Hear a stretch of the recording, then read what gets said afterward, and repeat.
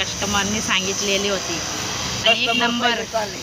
एक नंबर पापलेट आहे. अशी पापलेट कुठंच भेटणार नाही, कोणाच्या फड्यावर नाही भेटणार. चंद्रा मावशीने आणली आहे.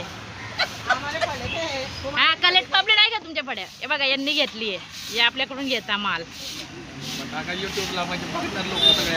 हा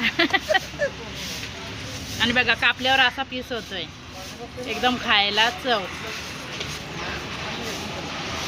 हे बघा एवढं छान आहे ना, वाटते का नाही चांदी. एकदम छोटा है. चांदी हे बघ.